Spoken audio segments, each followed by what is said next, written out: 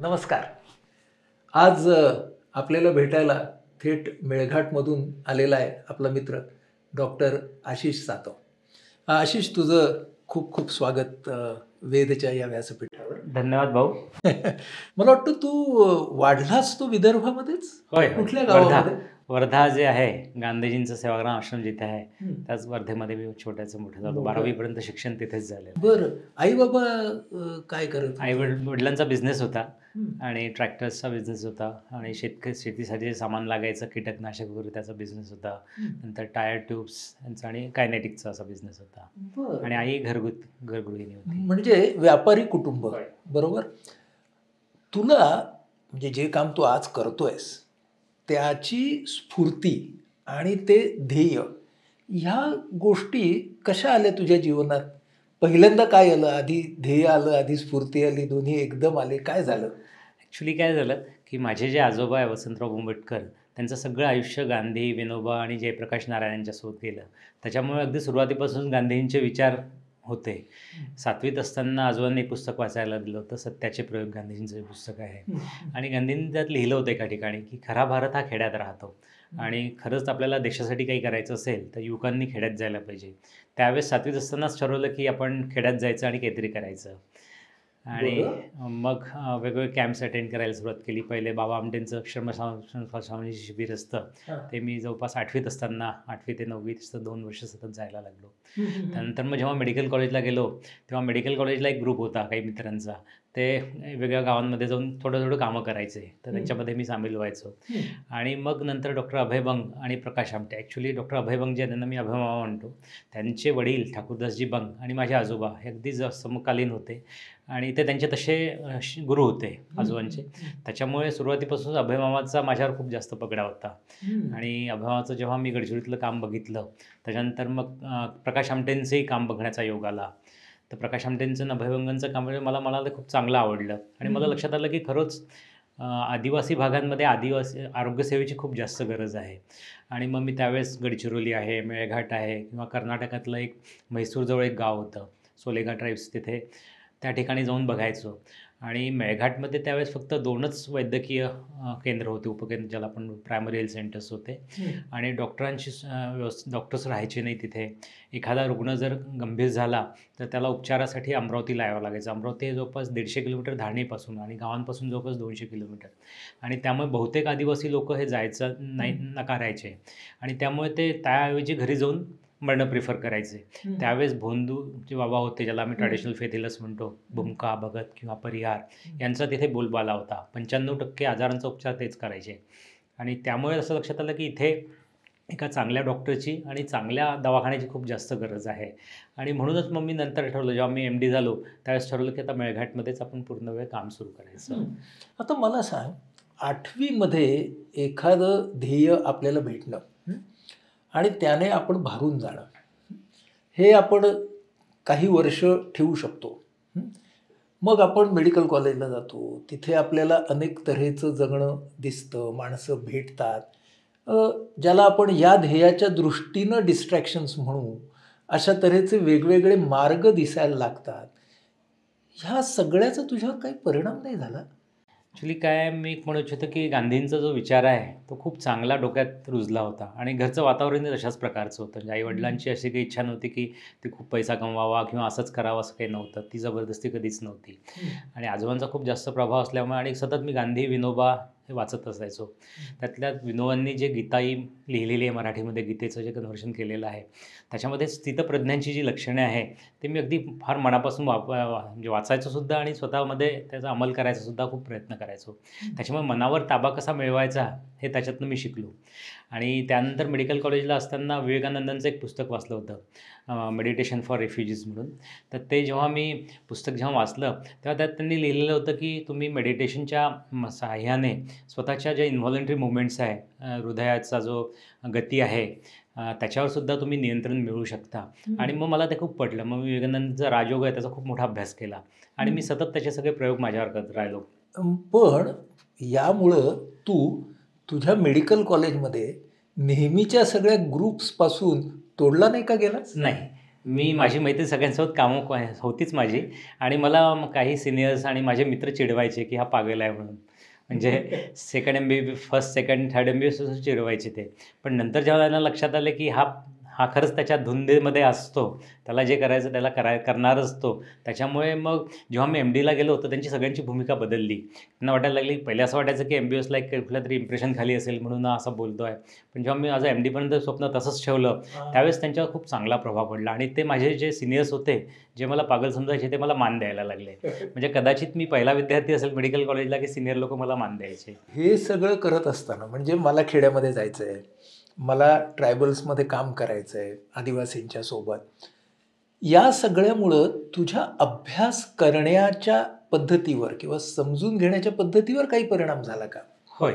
मी सुरुवातीपासूनच त्याच्यामुळे आदिवासी भागासाठी काय कशाची गरज आहे, कारण की मी सतत MBBS करत असताना माझा प्रत्येक उन्हाळ्याची सुट्टी किंवा दिवाळीची सुट्टी ही मेळघाट किंवा गडचिरोली अशा ठिकाणी जायची. आणि मग त्याच काळात असताना मी समजून घ्यायचो की तिथल्या समस्या काय आहे.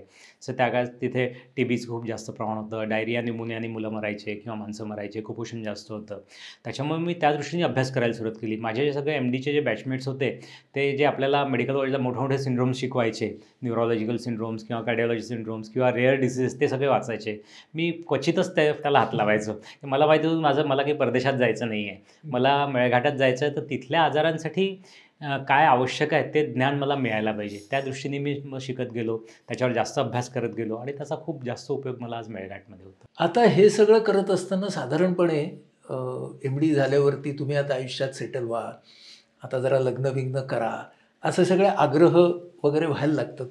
काय झालं तुझ्या बाबतीत? आईवडिलांचा आग्रह होता तसा, पण त्यांनाही माहिती होती की हा खूप जास्त निग्रही आहे आणि याला मेळघाटला जायचं हे अगदी पक्कं होतं, त्यांना माहीत होतं. त्याच्यामुळे त्यांनी मुली पाहायला सुरुवात केल्या.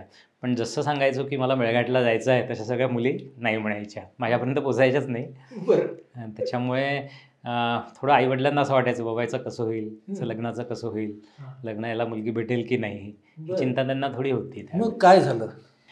काय झालं, आमचे एक मित्र आहे स्मिता कोल्हे, त्या एकदा त्यांचा चष्मा फुटला, तर त्या गेल्या, कविताची जी बहिणी आहे संध्या रेंगे, त्या डोळ्यांच्या डॉक्टर आहेत, त्या अमरावतीला असतात.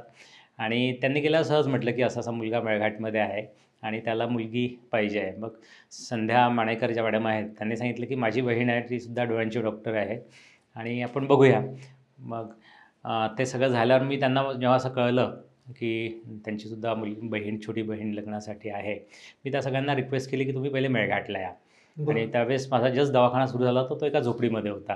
कोलुपूर नावाचं एक छोटंसं गाव होतं त्या गावामध्ये. आणि मी वर्धेला न नेता त्या सगळ्यांना तिथे बोलवलं. त्यांना म्हटलं तुम्ही बघा मी कसा राहतो आहे, माझा दवाखाना कसा आहे, या ठिकाणी मला माझं आयुष्य पूर्ण काढायचं आहे आणि जर तिथे राहायची तुमची तयारी असेल, म्हणजे कविताची जर तयारी असेल, तरच आपण लग्न करूया. आणि कविताला ते सगळं आवडलं आणि ती शी बिकम रेडी. पण आता इतके वर्ष तुमच्या संसाराला झाली, कवितामधल्या कोणत्या खास गोष्टी ज्या आहेत त्या तुला भावल्या रे? मला सगळ्यात जास्त कवितामधलं डेडिकेशन खूप आवडलेलं आहे. म्हणजे मी नेहमी म्हणतो की कविता अगदी हृदयाने काम करते आणि ती माझ्यापेक्षा एक पाऊल जास्त पुढे आहे डेडिकेशनच्या बाबतीत. मी एक छोटंसं उदाहरण देऊ इच्छितो. एकदा एक कठीण डिलिव्हरी होती, 2001ची वगैरे गोष्ट असेल. कविता जस्ट नुकतीच आली होती तिथे आणि त्यावेळेस ती खूप कठीण अशी डिलिव्हरी होती. आणि त्यावेळेस मेळघाटमध्ये असा समज होता की लेडीज डॉक्टर म्हणजे फक्त डिलिव्हरी करणारी अशी डॉक्टर. आणि ते कविताकडे आले की बाई जरा चल की अडगई करके जिसकी अडगई. कविता म्हणाली की मैं आँखों की डॉक्टर हूँ आणि मैंने डिलिव्हरी तो मैं नहीं करती हूँ. मग ते निघून गेले. परत तिसऱ्या दिवशी ते आले की बाई तू अभी कैसे भी कर चल करके, की बच्चे का सर आधा बाहेर आ रहा है करके. मग कविता त्यावेळेस आपली कॅटरॅक्टची इन्स्ट्रुमेंट्स सोबत घेऊन गेली आणि मोठ्या मुश्किलीने तिथे डिलिव्हरी तिने केली. आई सगळी रक्ताच्या थारोळ्यात पडलेली होती, ब्लिडिंग सुरू झालेलं होतं आधीच. मग तिने बाळ बाहेर काढलं.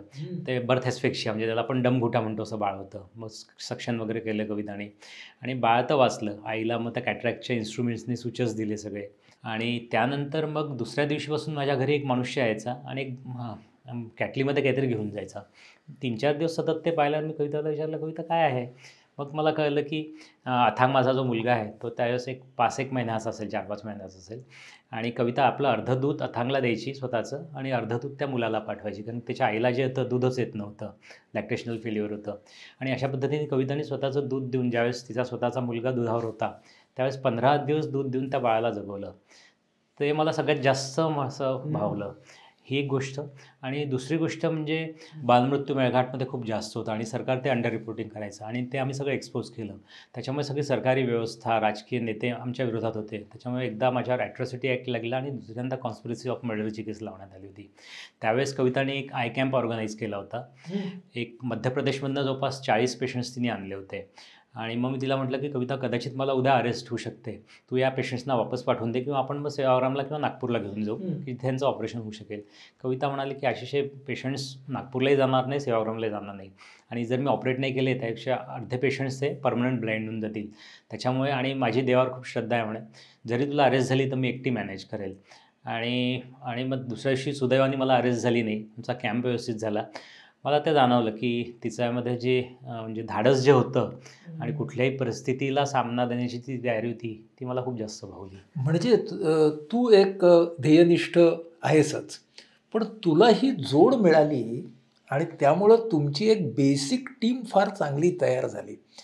या तऱ्हेची जी जीवनशैली आहे, जी तू अतिशय डोळसपणे स्वीकारलेली होतीस, बरोबर आहे.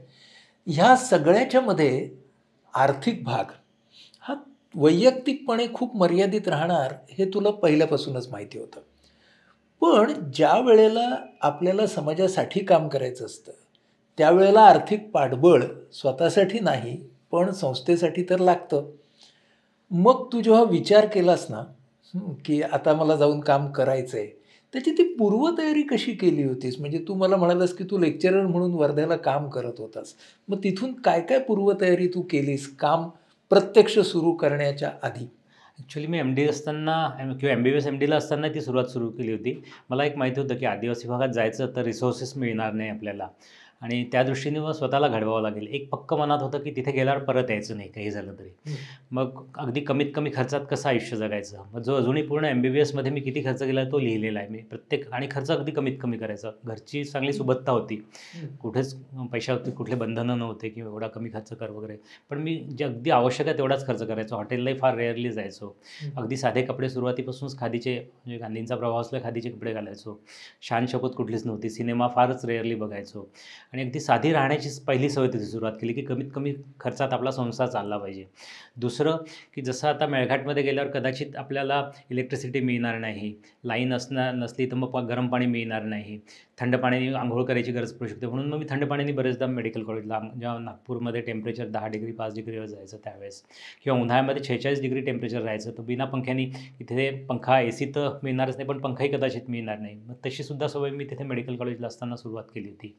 आणि दुसरं मला सगळ्यात जास्त फायदा झाला तो विनोबांच्या गीताईचा आणि विवेकानंदांच्या राजयोगाचा, ज्याच्यामधनं मनाची तयारी खूप चांगली करता आली. मनावर ताबा फार प्रचंड मिळवता आला. मेडिकल कॉलेजला असताना जो काही स्टायफंड मिळायचा तो सुद्धा आम्ही व्यवस्थित जपून ठेवला होता, मी आणि कविताने. आणि सेवाग्रामला लेक्चर म्हणून जेव्हा जॉईन झालो तिथे जो काही पगार मिळायचा तो सुद्धा आम्ही व्यवस्थित जपून ठेवला. आणि ज्यावेळेस असं वाटलं की आता आपला म्हणजे सप्टेंबर 1998ला आता सोडायचं सेवाग्राम मेडिकल कॉलेज आणि मेळघाटला पूर्ण वेळ जायचं, त्यावेळेस मग राजीनामा दिल्यावर तो प्रश्न होता की आर्थिक हे कसं होणार. पण आपल्याला जर करायचं आहे तर मग ती रिस्क घ्यायलाच पाहिजे आणि जोपर्यंत आपण रिस्क घेणार नाही आयुष्यात तोपर्यंत कुठलंच अचिव्हमेंट होऊ शकत नाही. म्हणून मग मेळघाटात असलेल्या पुंजीवर मी थोड्याफारची सुरुवात केली.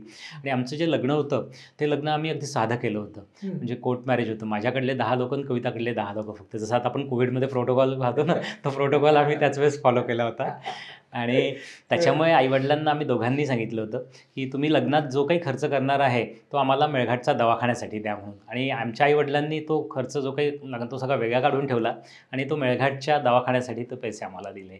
आणि त्याच्यातनं आम्ही मग कविताच्या याच्यासाठी लागणारे इन्स्ट्रुमेंट्स, मला लागणारे इन्स्ट्रुमेंट्स अशी सुरुवात केली आणि मग तिथे दवाखाना सुरू केला. पहिला प्रकल्प कोणता? पहिला हॉस्पिटल सुरू केलं सगळ्यात पहिले. एका 2 ठिकाणी, एक भाड्याचं छोटंसं घर होतं तिथे आणि एक झोपडी तयार केली होती, माझी पहिली जी निवासस्थान होतं त्या ठिकाणी असं हॉस्पिटल सुरू केलं. पण त्याच्या आधी त्याथे गेल्यावर पूर्ण वेळ, त्याच्या आधी मी जवळपास 7 महिने दर महिन्यात 7 दिवस जाऊन वेगवेगळ्या गावांमध्ये फिरायचो आणि कॅम्प्स घ्यायचो. अगदी इंटिरियर गावं मेळघाटमधले जे होते, हत्तूरसारखं अगदी जे सगळं डीप डेन्स फॉरेस्ट जिथे आहे त्या ठिकाणी जाऊन वेगवेगळे मी वैद्यकीय शिबिरे घ्यायचो. तो सगळ्यात पहिला प्रकल्प. मग आता जेव्हा तुम्ही OPD चालू केली, तुमचं हॉस्पिटल चालू केलं, पेशंट यायला लागले, समाजाच्या तुम्ही जवळ ऑलरेडी गेलेला होतात, समस्या एक एक तुमच्या समोर यायला लागल्यात. म्हणजे डॉक्टर अभय बंग मला असं म्हणाले, त्यांच्या शिक्षकांनी त्यांना सांगितलं होतं की आपला देश असा आहे की जिथे तुम्ही दगड मारला झुडपामध्ये की तुम्हाला एक समस्या सापडते. हां, तर तशी तुला पहिली समस्या कोणती सापडली? सगळ्यात पहिले असं की पेशंटच यायचे नाही. बरं. मेडिकल कॉलेजला मला आणि कविताला असं होतं की खूप सारे पेशंट्स पाहिजे, कारण की आम्ही दोघे गव्हर्नमेंट मेडिकल कॉलेज नागपूरमधनं एम.डी केल्यामुळे तिथे चिक्कार पेशंट्स असायचे. आणि इथे कसं होतं की डॉक्टर म्हणजे त्यांच्या भोंदू जे होते तेच सगळे त्यांच्या दृष्टीने डॉक्टर होते, जे ट्रॅडिशनल फेथ हिलर्स होते, जे पूजापाती करायचे. आम्ही ते काही करायचो नाही. त्याच्यामुळे सुरुवातीला आदिवासी माणूस यायचाच नाही, दिवसातून एखादा दुसरा यायचा. तर ती मला वाटते सगळ्यात मोठी समस्या आमच्यासमोर होती की त्यांना हॉस्पिटलमध्ये कसं आणायचं. कविता बरेचदा त्याच्यात थोडी निराश व्हायची की बाबा आपलं सगळं एक स्किल जे आहे ते वाया जाणार. मग कविताची बहीण जी एमटेक आहे ती तिला गमतीने म्हणायची की कविता तुला कदाचित वाघावर कॅटरॅक्ट सर्जरी करावी लागेल.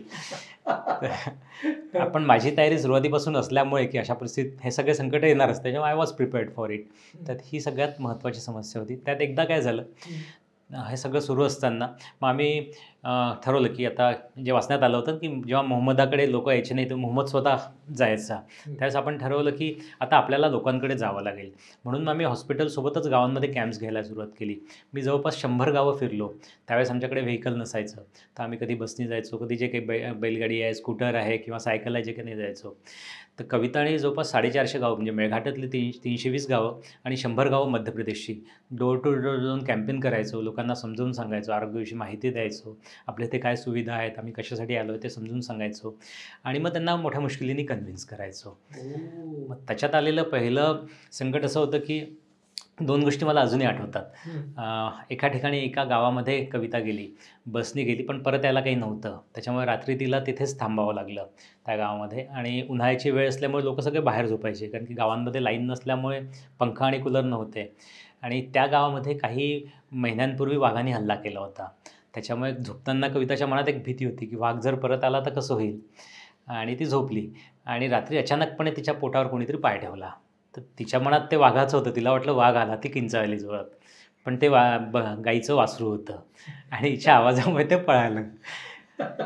आणि मग नंतर दुसऱ्या दिवशी ती प्रातःविधीसाठी बाहेर गेली, कारण की तिथे मेळघाटमध्ये त्यावेळेस ओपन डिफिकेशन्स होतं. मग त्यावेळेस गेल्यावर बाजूलाच ती बसणार तर मोठा कोबरा. आणि असं सगळं सुरुवात झालेली. आणि मला अजून एक अनुभव फार हे आला, म्हणजे आश्चर्यकारक अनुभव आला. मी जेव्हा फील्डमध्ये फिरत होतो, एक सर्व्हे करत होतो, त्यावेळेस डोक्यात संशोधन होतंच. त्याच्यामुळे मलेरिया, डायरिया, न्यूमोनिया कुठले आजार आहेत कॉमन, त्याचा मी सर्व्हे करत होतो. आणि एका गावात एक तापाने फनलेली मुलगी होती, 15-16 वर्षाची मुलगी असेल. शंका आली मला मलेरिया असेल, म्हणून मग इथलं मी गोळ्या देण्यासाठी गेलो. तर ती मला तिथनंच तिचे आईवडील म्हणाले, नाही आप सुजी लगावते होगे तो अंदर आओ. सुजी म्हणजे इंजेक्शन.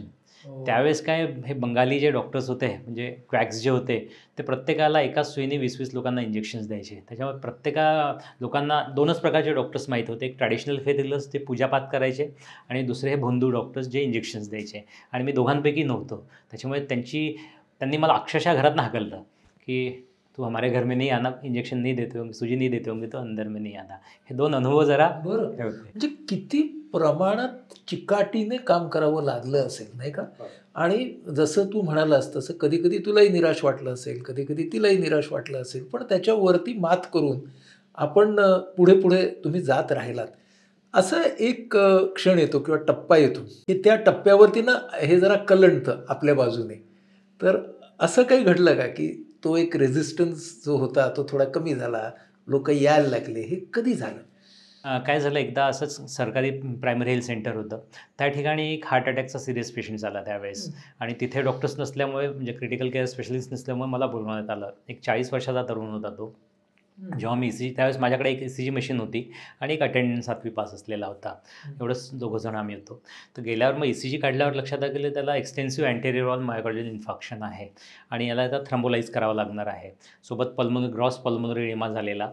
तर मनात एकदा असं वाटलं की आपण याचा जर उपचार केला आणि थ्रम्बोलाईज केल्यावरही 10% चान्स आहे तो मरणार, आणि तो जर मेला तर लोक मला इथनं हाकलून देतील, कारण की पहिलेच लोकांचा विश्वास नव्हता, की त्याच्यापूर्वी इतकं शिकलेलं कोणी तिथे धारणीमध्ये आलेलं नव्हतं. त्याच्यामुळे ती एक भीती मनात होती. पण लगेच दुसऱ्या वेळेस वेळ की आता आपण जर या माणसाचा उपचार नाही केला तर हा 100% मरणार आहे, खूप क्रिटिकल आहे, म्हणजे ॲक्यूट एमा आहे, पल्मोनरी एडिमा आहे, हायपॉक्सियामध्ये चाललेला आहे तो. म्हणून मग मी आपल्या माझ्याजवळ त्यावेळेस इंजेक्शन स्ट्रेप्टोकायनेस होतं, मॉनिटर नव्हतं. मग मी त्याच्याच शेजारी बसलो, इंजेक्शन स्ट्रेप्टोकायनेस सुरू केलं आणि प्रत्येक 5-10 मिनिटांनी पल्स बघायची, ब्लड प्रेशर बघायचं, तेच माझं मॉनिटर होतं आणि प्रत्येक तासाने ECG काढायचा. असं सकाळी 5 वाजता त्याचं चेस्ट पेन कमी झालं. दुसऱ्या दिवशी दुपारपर्यंत पल्मोनरी एडेमा पूर्णपणे संपला आणि चौथ्या दिवशी तो पेशंट डिस्चार्ज झाला आणि ते मला वाटतं सगळ्यात महत्त्वाचा टर्निंग पॉईंट होता. लोकांना विश्वास वाटायला लागला इतका त्याच्यापूर्वी हार्ट अटॅक म्हणजे भूताची बिमारी असंच तिथे होतं, की इसको भूत लग गया, कारण की ते सडन डेथ व्हायच्या. त्यानंतर मग लोकांचा थोडा विश्वास बसायला लागला, लोकं यायला लागले. मग त्यानंतर परत एक 50 वर्षाच्या तरुणाला हातगाडीवर आणण्यात आलं, कारण ते ॲम्ब्युलन्स वगैरे काही नव्हतं. अगदी त्याचं खूप सिव्हिअर हेडेक होतं आणि सगळं तपासल्यावर मला लक्षात आलं की त्याचं नॅझोलॅबियल फोड थोडी डेव्हिएट झालेली होती. म्हटलं याला पक्का ब्रेन हेमोरेज वगैरे असेल, त्याच्यामुळे सिव्हिअर हेमोरेज आणि क्रॅनियल नर्व्ह पाल्सीची सुरुवात झालेली आहे. आणि त्यावेळेस आमच्या इथे कुठेही सिटी स्कॅन वगैरे नव्हता आणि थोडं ते अफोर्डिंग होते, म्हणून मी त्यांना सिटी स्कॅन करून सांगितलं सिटी स्कॅन करा. त्यांनी सिटी स्कॅन केला अमरावतीला जाऊन.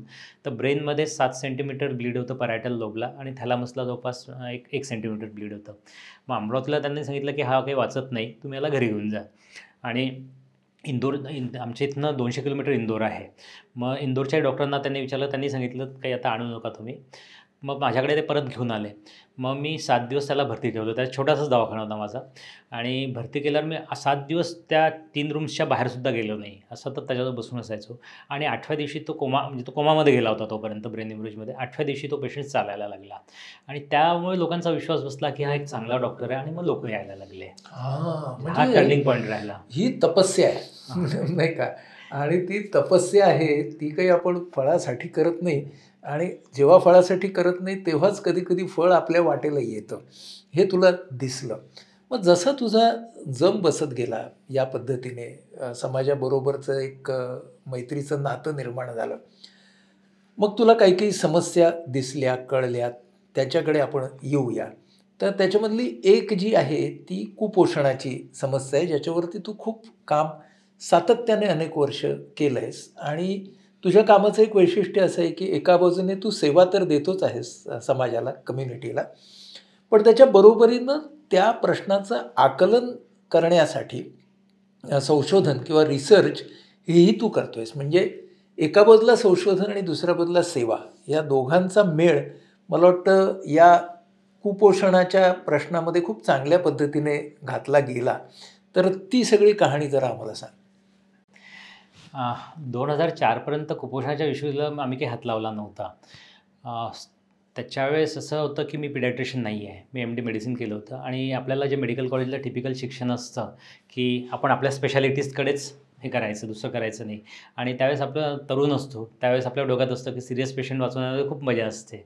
तो आनंद आम्ही घ्यायचो. किंवा कविताला कॅटरॅक्ट सर्जरीमध्ये खूप इंटरेस्ट होता, तर त्याचा ती आनंद घ्यायची.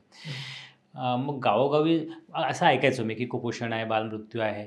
मग आम्ही गावोगावी जेव्हा फिरायचो तेव्हा कुपोषित मुलं बघायचो. मग त्यावेळेस लोकांना असंच भाषण द्यायला सुरुवात केली होती की तुम्ही कुपोषित मुलांसाठी चांगला आहार खायला द्यायला पाहिजे, हिरवा भाजीपाला द्यायला पाहिजे, डाळी द्यायला पाहिजे.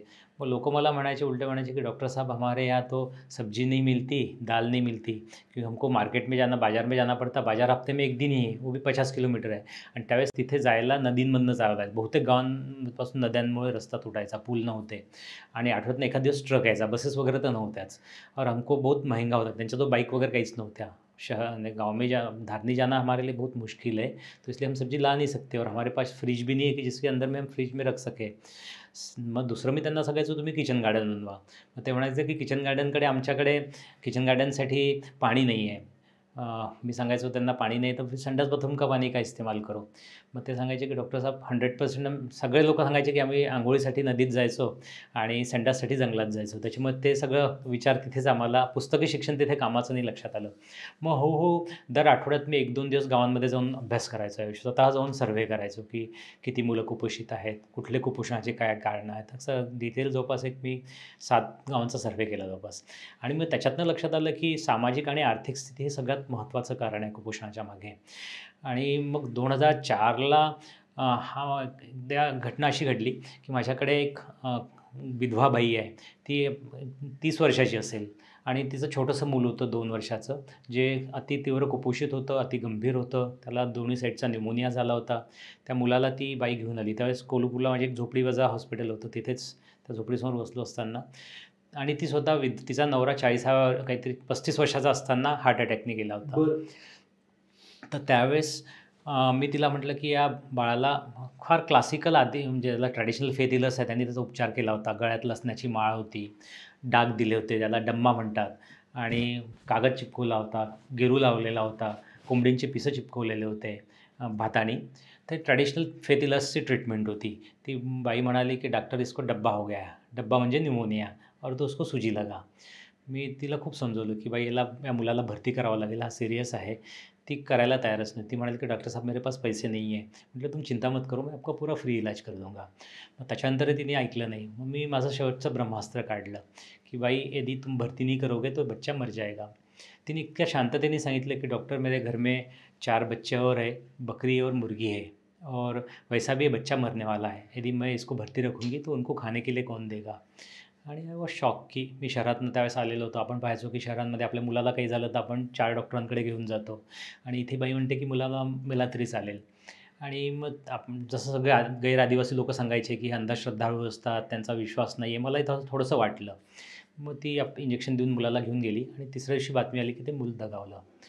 आणि आय वॉज शॉक्ड. आणि त्याच वेळेस 2 गावांमध्ये 5 मुलं डायरियाने मेले. म्हणजे ही 2003-4ची गोष्ट असेल. ज्यावेळेस आपण मंगळावर यान पाठवायचा प्रयत्न करून राहिलो होतो, चंद्रावर गेलो होतो. म्हणजे इकडे भारत डेव्हलप कंट्रीज होत चालला होता, आणि मेळघाटसारख्या भागांमध्ये साध्या डायरियाने माणसं मरायचे. कविताने मला 2 रात्र झोपू दिलं नाही. तिचं म्हणणं असायचं की अशी एवढे मुलं मरत आहेत, आपण हॉस्पिटल बंद करू आणि गावोगावी जाऊन मोबाईल क्लिनिक्स चालवू. पण थोडं आमचं असं वेगळं कॉम्बिनेशन होतं. कविता हृदयाने विचार करायची, मी डोक्याने विचार करायचो. तर मला असं वाटलं की 320 गावं मेळघाटमध्ये आहे, आणि आपण आज एका गावात गेलो तर दुसऱ्या गावात कोणीतरी मूल मरणार आहे. त्याच्यापेक्षा जर आपण बेअरफूट डॉक्टर्स जर तयार करू शकलो तर ते जास्त उपयोगी राहील. म्हणून मग अभयमामा माझ्या सुरुवातीपासूनच गुरु. मी अभयमामांशी बोललो. म्हटलं तुम्ही असा त्यावेळेस लॅन्सेटमध्ये अभयमामाचं पब्लिकेशन्स आले होते, HBNCचं. मग त्यांनी सांगितलं जर गडचिरोलीत होऊ शकतं तर मेळघाटमध्ये होऊ शकतं. म्हणून आम्ही आदिवासी भागांमधला तो पहिला म्हणजे home based neonatal care HBNC. हां. मग आम्ही होम बेस्ड चाइल्ड केअर सुरू केलं, कारण की मेळघाटचा मेजर इश्यू कुपोषण होता. आणि एक माझ्या डोक्यासमोर आजोबा जे होते, आजोबांचं सुरुवातीपासून राहिलं आहे की कुठलंही सामाजिक काम जे करायचं आहे ते स्वतः करता करता मुख्य हे काम सरकारचं आहे, ते सरकारने करायला पाहिजे. कारण की आपल्यासारखे लोक 30-40 गावांच्या वरती काही पोहोचू शकणार नाही, आणि सरकार पूर्ण भारतभर पसरलेलं आहे, त्यांचं नेटवर्क आहे. मग हा डोक्यात कन्सेप्ट सुरुवातीपासून होता. मग लक्षात आलं की आपल्याला पॉलिसीमध्ये बदल, म्हणजे जेव्हा आम्ही अभ्यास केला 2004ला, तर लक्षात आलं हा फक्त मेळघाटची समस्या नाही, ही जगात भारतातल्या सगळ्या आदिवासी भागांची समस्या आहे कुपोषणाची. मग जर ह्या समस्येला उत्तर द्यायचं असेल तर फक्त 30 गावात सेवेचं काम करून जमणार नाही. मग याच्यासोबत संशोधनाचं काम करावं लागेल. कारण की जे पॉलिसी मेकर्स असतात ते संशोधनाचं जे निष्कर्ष निघतात ते डॉक्टर अभयभंगांच्या संशोधनाने दाखवून दिलं होतं की त्याच्यामध्ये फरक पडू शकतो. म्हणून मग संशोधन करायचं ठरवलं. मी तसं काही हार्डकोअर रिसर्चर नव्हतो. मग 40 गावं एक रँडमाइज कंट्रोल ट्रायल करायचं ठरवलं. म्हणून मग 40 गावं आम्ही निवडले, जे स्टॅटिस्टिकली सिग्निफिकंट सॅम्पल साईज होता असं. आणि मी स्वतः 40 गावांपैकी 37 गावांमध्ये गेलो. तिथे रोज रात्री ग्रामसभा, दिवसा मी हॉस्पिटल चालवायचो, रात्री ग्रामसभा घ्यायचो. गावातले जवळपास एक 7 ते 70% तरी माणसं तिथे असायला पाहिजे. त्यांच्यासोबत चर्चा करायचो आणि त्यांना सांगायचो की आम्हाला असं आपल्या इथलं कुपोषण खूप जास्त आहे, बालमृत्यू खूप जास्त आहे. म्हणून मग त्यासाठी आपल्याला कुपोषण कमी करण्यासाठी आम्हाला एक महिला तुम्ही द्या की जिचं लग्न झालेलं आहे, जिला मूळबाळ असेल तर प्रिफरेबल आहे, जी स्थानिक आदिवासी आहे, आणि सगळ्यात महत्त्वाचं म्हणजे तिला आदिवासींबद्दल जाण आहे, तिला काहीतरी समाजासाठी करण्याची इच्छा आहे, अशा सामाजिक पार्श्वभूमी असलेली महिला आम्हाला सांगा. मग लोकांनी आम्हाला आम्ही 3 महिलांचे नाव मागवले, आणि मग त्यांची आम्ही आमच्या हॉस्पिटलला बोलवून थेअरी आणि प्रॅक्टिकल परीक्षा घेतली की बेसिक त्यांना कम्युनिकेशन स्किल आहे की नाही, लिहिता वाचता येते की नाही. बहुतेक मग 4थी-7वी महिला आम्हाला मिळाल्या. 2 गावांमध्ये अगदी 0 वर्ग पास असलेल्याही महिला मिळाल्या. आणि मग आम्ही सुरुवातीपासून प्रत्येक रेकॉर्ड ठेवायला सुरुवात केली. प्रत्येक त्यांना शिकवलं की जन्म-मृत्यूची नोंद कशी ठेवायची, वजन कसं घ्यायचं, उंची कशी मोजायची, कुपोषणाचं ग्रेडेशन कसं करायचं. ह्या 40 गावांमध्ये हा प्रयोग सुरू केला, आणि 2004मध्ये वर्षभर ही ॲक्टिव्हिटी केली, ज्याला आपण लॉन्जिट्युडिनल स्टडी म्हणू. आणि मग जेव्हा वर्षभराचा डेटा आला तेव्हा इट वॉज व्हेरी सरप्रायझिंग, कारण की गव्हर्नमेंटच्या रेकॉर्डला त्यावेळेस इन्फंट मॉर्टॅलिटी रेट 31 पर 1000 लाईव्ह बर्थ होता, म्हणजे अर्भक मृत्यूदर. म्हणजे 1000 जिवंत जन्मांमध्ये किती मुलं 1 वर्षाच्या आत मरतात. 30 होता. 31 होता. 31 होता. आणि आम्हाला मिळाला तो 96 पर 1000 live birth infant mortality rate. 3 पट मिळाला. 3 पट मिळाला, आणि इट वॉज व्हेरी शॉकिंग.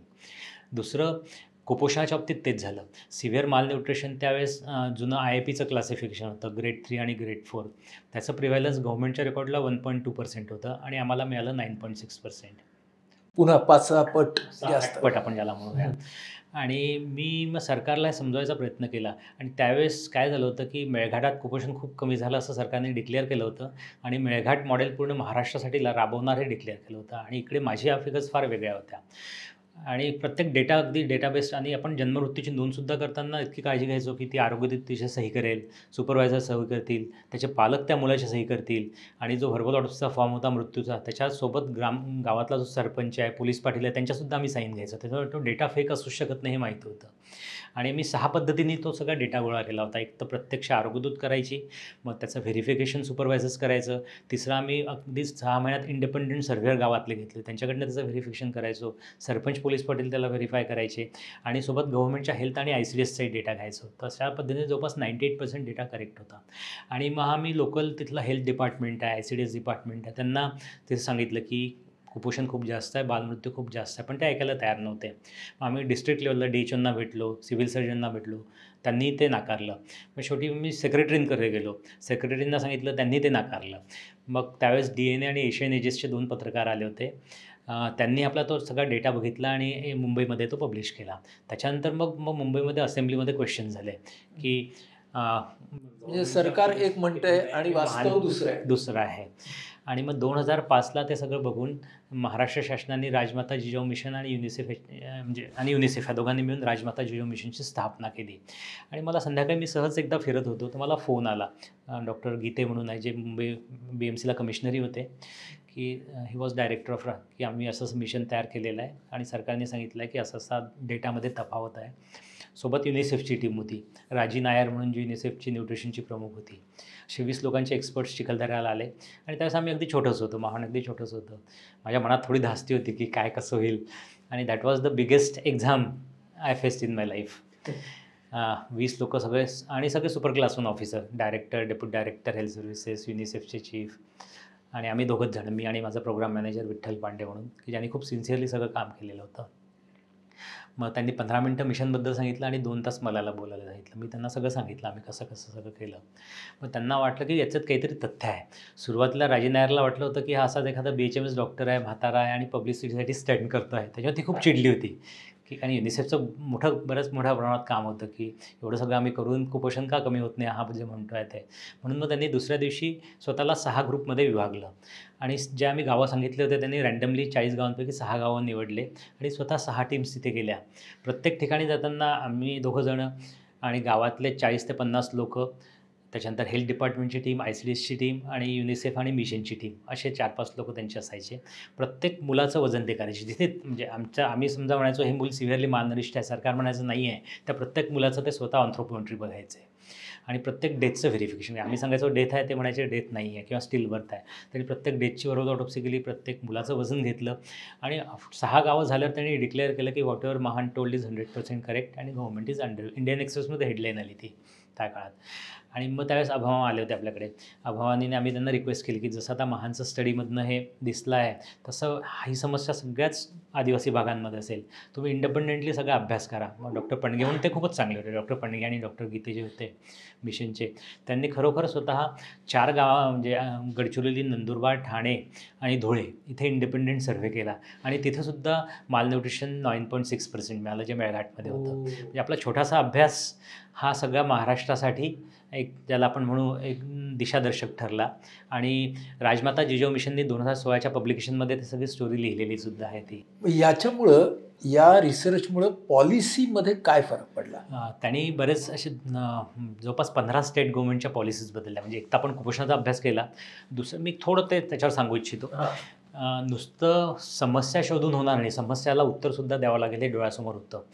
म्हणून मग होम बेस्ड न्यूनॅटल केअरचा अनुभव होता सर्चचा. मग आपण होम बेस्ड चाइल्ड केअर सुरू केलं की तिथे लक्षात आलं की न्यूबॉर्न डेथसोबत पोस्ट न्यूनॅटल डेथ्स आहे, डायरिया, मलेरिया, न्युमोनिया याच्यासुद्धा खूप डेथ्स होतात.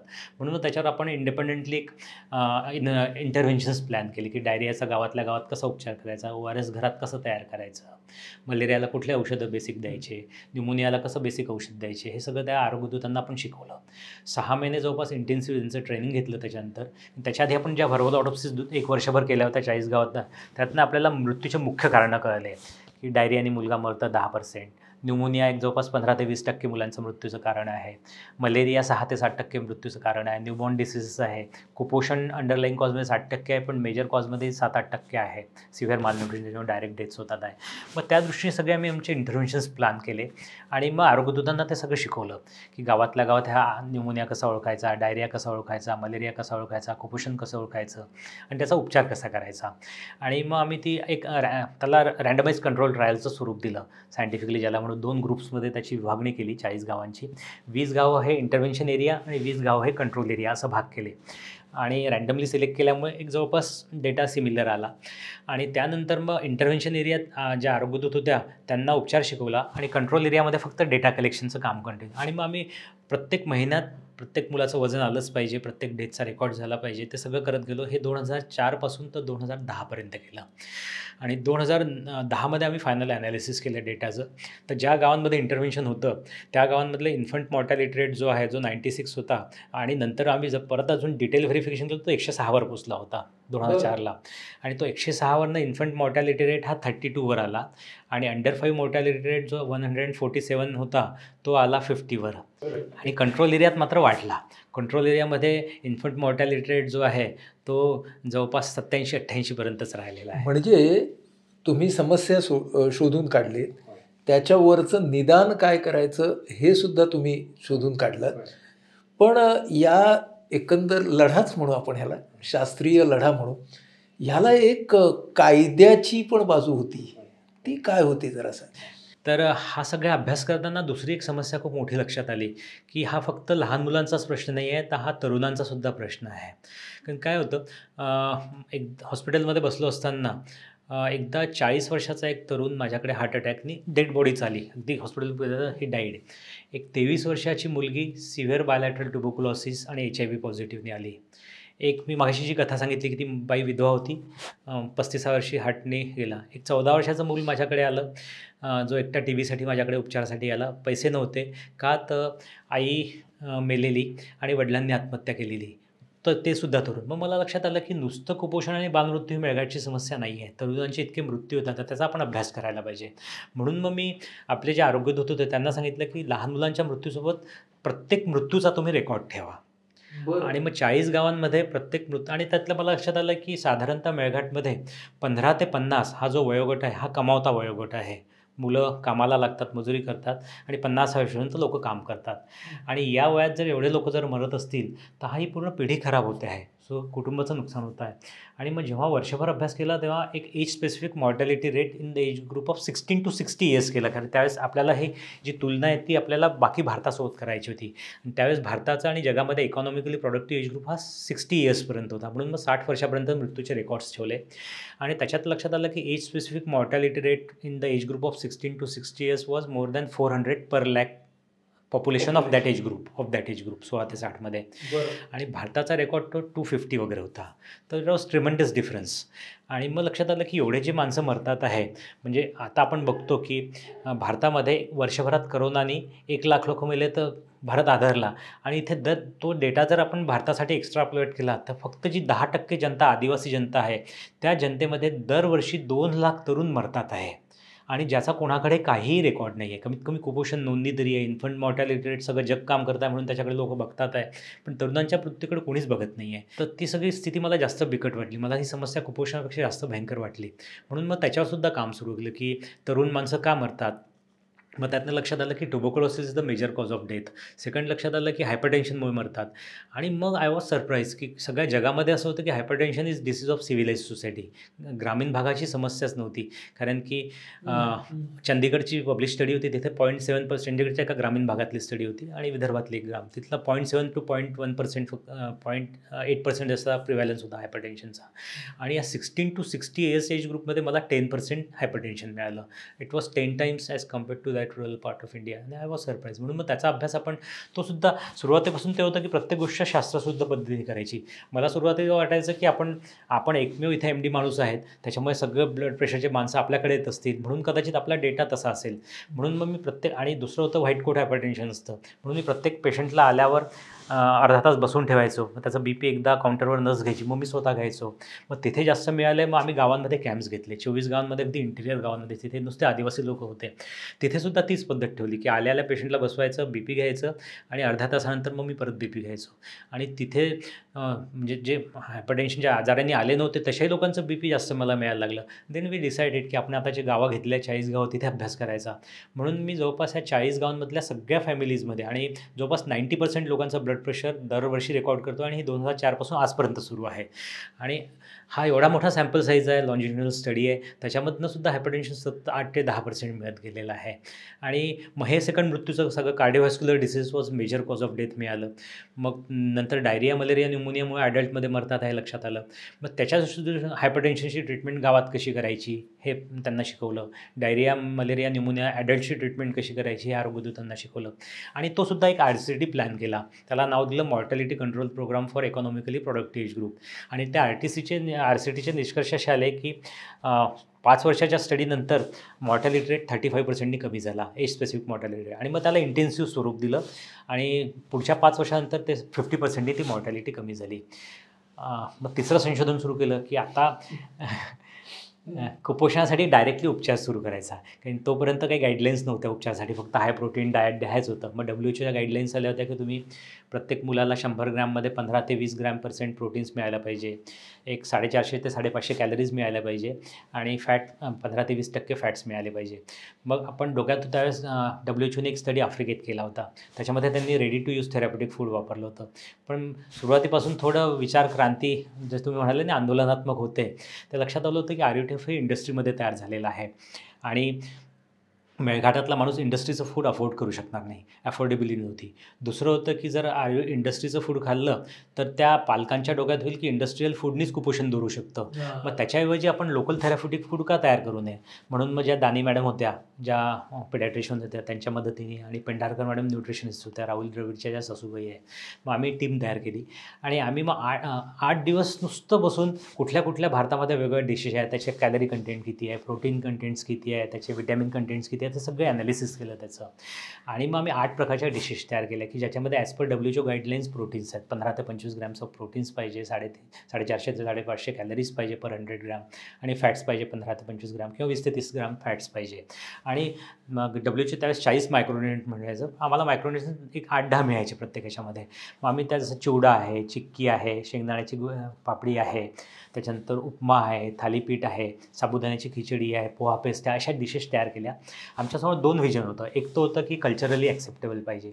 RUTF हे कल्चरली ॲक्सेप्टेबल नाही आहे, पण लोकल थेरॅप्युटिक, कारण की RUTF म्हणजे ready to use therapeutic food. Ready to use therapeutic food म्हणजे आपण जसे आज 2 मिनिट्स वगैरे करतो तसं. आणि हे जे तुम्ही करताय ते सांगत होता ते पारंपरिक, पण त्याच्यामधले सगळे घटक हे बरोबर शास्त्रीय पद्धतीने समतोल किंवा बॅलन्स केलेले. हां, त्याच्यामुळे ॲक्सेप्टेबिलिटी आम्ही पाहिली, कारण की RUTF सगळे मुलं खायचे नाही. आमचा जो अनुभव होता किंवा तिथे एक त्यावेळेस मेळघाटमध्ये एक टेक होम रेशन द्यायचं, सरकार इंडस्ट्रीमधलं फूड द्यायचं, आणि आम्ही बघायचो की ते फूड मुलं खायचेच नाही. गाई बकऱ्यांना लोक देऊन द्यायचे किंवा मग सगळे घरात नाश्ता म्हणून सगळे मोठे माणसं मिळून खाऊन टाकायचे त्याला. म्हटलं ते, आणि त्यावेळेस 57 करोड फक्त विदर्भावर खर्च करायचा. It's wastage of resources. तोच अनुभव म्हटलं आता RUTFसाठी येणार आहे, म्हणून मग आम्ही RUTF हे प्रिफर केलं. थर्ड त्याचा ॲडव्हान्टेज होता की मी जसं तुम्हाला सांगितलं की लोकांमध्ये कॉन्फिडन्स होईल की स्वतः बनवलेलं अन्न खाल्ल्याने कुपोषण दूर होतं. चौथं होतं की हे सेफ आहे. आम्ही ती ट्रायल केली, 5 वर्ष ट्रायल केली, इट वॉज व्हेरी सेफ. एकसुद्धा इन्सिडेन्स फूड पॉयझनिंगचा झालेला नाही आहे. आणि 5वं होतं की पॅलेटेबिलिटी. RUTF फक्त एकच डिश होती. मलासुद्धा समजा सांगितलं की एकच गोष्ट मला 3 महिने खायची आहे, तर मी सुद्धा खाणार नाही. तर लहानच्या मुलाकडनं आपण 3 महिने फक्त RUTF कसं खाणार ही अपेक्षाच करू शकत नाही. त्याच्यामुळे आम्ही मल्टिपल पॅलेटेबल डिशेस बनवल्या. त्याच्यामुळे आपण जर WHO किंवा युनिसेफच्या स्टडी बघितल्या किंवा जी पालघरला स्टडी झालेली आहे, टाटांसोबतची, तीसुद्धा बघितली, तिथेसुद्धा ॲक्सेप्टेबिलिटी नाही आहे. पण आपल्या इथं 95% ॲक्सेप्टेबिलिटी मिळाली आणि त्याच्यामुळे मग रिकव्हरी रेट आपण मग कंपेअर केलं. म्हणजे WHO जो होता की सिव्हिअर मालन्यूट्रिशनचं जेव्हा मॅनेजमेंट करतो तेव्हा सिव्हिअर मालन्यूट्रिशनच्या मॅनेजमेंटचे केस फॅटॅलिटी रेट WHOचं टार्गेट होतं 4%. आपल्याला ते मिळालं लेस दॅन 1%. म्हणजे सॅमचं केस फॅटॅलिटी रेट जो आहे, केस फॅटॅलिटी रेट म्हणजे एक समजा 100 मुलं आपण घेऊ कुपोषित, त्यांचा आपण उपचार करू. तो उपचार केल्यावर किती मुलं त्याच्यातले मरतात 100पैकी. तर WHOच्या जी आफ्रिकेमधली स्टडी होती तिथे 10 ते 20% मुलं मरायचे आणि उपचार केल्यावर ते 4% यायचं. आणि आपल्याला सॅममध्ये 0.6% आलं आणि SUWमध्ये तर त्याच्यापेक्षा कमी आलं, 0.2 किंवा 0.3% मॉर्टॅलिटी रेट होता. म्हणजे WHOचं केस फॅटॅलिटी रेट टार्गेट आपण अचीव करू शकलो. ही ट्रायल आपण 2011 पासून 2015पर्यंत अगदी सायंटिफिक पद्धतीने केली 14 गावांमध्ये. मग दुसरं रिकव्हरी रेट हा जो होता की सॅम आणि SUW जे मुलं आहेत ते किती रिकवर होतात, सिव्हिअर मालन्यूट्रिशनच्या किती, म्हणजे 3 स्टँडर्ड डेव्हिएशनपासून 2 स्टँडर्ड डेव्हिएशन किंवा नॉर्मलमध्ये जातात. WHOचं टार्गेट जे होतं रिकव्हरी रेटचं सॅमचं 79% होतं. सॅम म्हणजे काय? Severe acute malnutrition. Severe acute malnutrition म्हणजे तीव्र कुपोषण. ती तीव्र कुपोषित, अतिगंभीर कुपोषित असं. त्याचाच कॅल्क्युलेशनची अशी पद्धत आहे की वेट फॉर पर्टिक्युलर हाईट ती किती असायला पाहिजे. ती जर एका पर्टिक्युलर 3 स्टँडर्ड डेव्हिएशनपेक्षा जर कमी असेल तर त्याला आपण ते सिव्हिअरली ॲक्यूट मालनरिश चाइल्ड म्हणतो आणि ती खूप क्रिटिकल कंडिशन असं WHO UNICEF म्हणतं. आणि दुसरं एक, ह्या सगळा अभ्यास करताना आम्हाला लक्षात आलं की रिकव्हरी रेट WHOचा सॅमचा 79% होता आणि SUWचा युनिसेफचा एकच स्टडी होता ज्याच्या SUWचे सिव्हिअर अंडरवेट. हां, म्हणजे पहिलं जे आहे त्याच्यामध्ये हाईट आणि वेट आहे आणि दुसरं जे तू म्हणतोयस त्याच्यामध्ये वजन आणि वय आहे, वेट फॉर एज आहे. आणि त्याच्यामध्ये सुद्धा 3 स्टँडर्ड डेव्हिएशनपेक्षा जर कमी असेल तो रेशो तर त्याला आपण म्हणतो सिव्हिअरली अंडरवेट तो मुलगा आहे. आणि युनिसेफच्या स्टडीमध्ये त्याचा रिकव्हरी रेट 11% होता. आपल्याला सॅमचा रिकव्हरी रेट 79% आला आणि SUWचा रिकव्हरी रेट 45% आला. तो युनिसेफच्या स्टडीपेक्षा 4 पटींनी चांगला आला. अजून एका याच्यामध्ये वापरतात डिफॉल्ट रेट. डिफॉल्ट रेट म्हणजे आपण जेवढ्या मुलांना उपचार सुरू केला त्याच्यातले किती मुलं त्या उपचार नाकारतात आणि परत नॉर्मल हे घेतात. तर WHOच्या स्टडीमध्ये ते 15% होतं डिफॉल्ट रेट आणि आपल्याला तो 6% मिळाला. म्हणजे हे जे आपण मापक जर बघितले, case fatality rate, default rate, recovery rate आणि चौथा रिलॅप्स रेट. आज तुम्हाला सांगू इच्छितो की रिलॅप्स रेटवर स्टडी जगात जवळपास नाही. म्हणजे त्याचं एक मी पुढे सांगेलच की त्याच्यासाठी आता हार्वर्ड युनिव्हर्सिटी आणि गेट्स फाउंडेशन यांनी स्पेशली इन्व्हाइट केला आहे महानला की आमच्यासोबत तुम्ही तो स्टडी करा म्हणून, कारण तुमच्याजवळच जगात हा लॉन्जिट्युडिनल डेटा आहे पूर्ण एवढा. तर हा डिफॉल्ट रेटसुद्धा आपल्या इथे जो रिलॅप्स रेट, डिफॉल्ट रेट तर कमी होता 6%वर, पण रिलॅप्स रेटसुद्धा आपला 5 ते 8% होता. जो सगळीकडे तो 25 ते 30% आहे जगामध्ये. तो सुद्धा रेट आपल्या इथे खूप कमी होता. त्याच्यामुळे आपण WHO आणि युनिसेफच्या सगळ्या याच्यामध्ये आपण परीक्षेत उतरलो. आता ह्या सगळ्या तिन्ही प्रयोग आपले खूप सक्सेसफुल राहिले. मग आता आणि बरेचदा कसं असतं, आता मी स्वतः प्रयोग करतो आहे तर मी बायस असतो, तर कदाचित मी त्याला सर्व वाढवून सांगू शकतो. म्हणून आम्ही त्याचं थर्ड पार्टी व्हेरिफिकेशन करायचं ठरवलं. प्रत्येक बेसलाईन डेटा आम्ही थर्ड पार्टीकडनं केला. म्हणजे युनिसेफ आणि WHO राजमाता जिजाऊ मिशनने आमचं व्हेरिफिकेशन केलं होतं बेसलाईनला. एंडलाईनला मग आम्ही गव्हर्नमेंट मेडिकल कॉलेज औरंगाबाद आहे, दीक्षित सर जे आज डायबिटीजसाठी फेमस आहे, त्यांच्या टीमनी आमचं पूर्ण व्हेरिफिकेशन केलं, एंडलाईन स्टडी केला आणि त्यांनी डिक्लेअर केलं 2009-10ला की महाने जो स्टडी केला तो खूप सायंटिफिक आहे आणि त्याचे निष्कर्ष खूप चांगले आहेत. रिकव्हरी रेट खूप चांगला आहे, मॉर्टॅलिटी खूप कमी झालेली आहे आणि हा भारतात सगळीकडे वापरण्यात यावा म्हणून. दुसरा स्टडी जो आम्ही केला सॅम, आणि त्याचंसुद्धा TISSनी त्याचं इव्हॅल्युएशन केलं. म्हणजे जो मॉर्टॅलिटी कंट्रोल प्रोग्राम होता त्याचं इव्हॅल्युएशन अमेरिकेचं एक एरिक सिमोइज म्हणून हा जगातला एक खूप दादा मनुष्य समजला जातो सायंटिफिक कम्युनिटीमधला. त्याचे 200 पब्लिकेशन्स आहेत लॅन्सेटसारख्या याच्यात. त्याची टीम आली, त्यांनी 1.5 महिना तिथे राहिलं, त्यांनी व्हेरिफिकेशन केलं. तर या सगळ्या तिन्ही टीम्सनी डिक्लेअर केलं की ह्या सगळे सायंटिफिक स्टडीज आहेत, याचे निष्कर्ष खूप चांगले आलेले आहेत. आणि हार्वर्ड युनिव्हर्सिटीने एक task shifting in rural health care म्हणून पब्लिकेशन काढले आहे. त्याच्यामध्ये त्यांनी सर्च आणि महान याचा उल्लेख केला. त्यात लिहिलेला आहे की सर्च आणि महानने जो काही अभ्यास केलेला आहे तो खूप सायंटिफिक आहे. त्याच्यामधनं बालमृत्यू, कुपोषण आणि मातामृत्यू याच्यासाठी त्यांनी उपाय सुचवलेले आहेत आणि ते सुद्धा खूप सायंटिफिक आहे. ते सस्टेनेबल असे इनिशिएटिव्ह आणि ते रेप्लिकेट करायला पाहिजे. आणि लॅन्सेट ग्लोबल हेल्थने सुद्धा याच्यावर लिहिलेलं आहे की हे सक्सेसफुल प्रयोग आहेत आणि हे रेप्लिकेट व्हायला पाहिजे. आता बघा, एका बाजूने मेळघाटमधल्या एका छोट्याशा ठिकाणहून सेवा आणि संशोधन ह्याला तुम्ही सुरुवात केली. आत्ता तू जे सगळं एका ओघामध्ये सांगितलंस त्याच्यातून मला एक गोष्ट कळली की तुझ्या बोलण्याचा ओघ आणि गती जी आहे तिचं नातं तुझ्या काम करण्याच्या ओघाशी आणि गतीशी असलं पाहिजे. कारण you are a man in a hurry in a nice way. कारण मला हे पण करायचं आहे, मला ते हे पण करायचं आहे, मला ते पण करायचं आहे. पण हे करताना एका बाजूने खूप पेशन्स पण आहे. म्हणजे तुझ्या ज्या पाहण्या आहेत त्या 5 वर्ष, 7 वर्ष, 10 वर्ष, 15 वर्ष आहेत. आणि जे काही आपण ज्याला क्लिनिकल फाइंडिंग्ज म्हणतो, जे ब्लड प्रेशर असेल, तर व्हाईट कोट हायपरटेन्शन याचा अर्थ असा की डॉक्टर बघितल्यावरती रुग्ण म्हणून माझं ब्लड प्रेशर थोडंसं वाढतं. तर तो घटक बाजूला काढून मी ते संशोधन केलं पाहिजे. ही संशोधकाची दृष्टी त्या क्लिनिकल गोष्टींची सुद्धा तू लावतोस. त्याच्यातून संशोधनाचा डेटा पण काढतोस. पुन्हा स्वतःच्या संशोधनाच्या खूप जास्त प्रेमात न पडता ते तिसऱ्या माणसानं तपासून घ्यावं, हे सुद्धा तुझ्या डोक्यात असतं. आणि ह्या सगळ्याचं एका बाजूला लेंथ म्हणजे खूप वर्ष हे काम करायचं आहे, दुसऱ्या बाजूनं त्याचा टेम्पो कमी होता कामा नये. मी म्हणालो तुझ्या बोलण्यातला ओघ हा मला तुझ्या कामाचा टेम्पो दाखवतो. हे सगळं करत असताना शब्द संस्थेचं नाव आलं महान नावाचं. तर महान ही संस्था जी आहे ते ॲक्रोनिम आहे ना, म्हणजे हां, तर ते काय आहे बरं महान? M for meditation, A for AIDS, H for health, A for addiction आणि एन फॉर न्यूट्रिशन. हां, असे ते महान शब्द आहेत. पण खरंच हे महान कार्य आहे, ही फक्त शब्दाची कोटी नाही आहे. तर यामधून आपल्याला काय लक्षात येईल की खूप दुर्लक्षित असा जो एक मोठा समाजगट आहे, त्या गटाच्या समस्या प्रकाशात आणायच्या, त्याच्यावरती उपाय करायचे आणि ते उपायसुद्धा रेप्लिकेबल म्हणजे पुन्हा पुन्हा वेगवेगळ्या ठिकाणी वापरता येतील अशा पद्धतीने जगासमोर सादर करायचे. एवढा सगळा मोठा प्रवास ह्या सगळ्याच्या मधून तुझ्या पर्यंत आला. हे करताना एवढ्या वर्षामध्ये टीम खूप वाढत गेली असेल. होय, म्हणजे मी आणि एक 7वी पास असलेला मुलगा असं आम्ही सुरुवात केलेली. ही आज 125 लोकांची टीम झालेली आहे.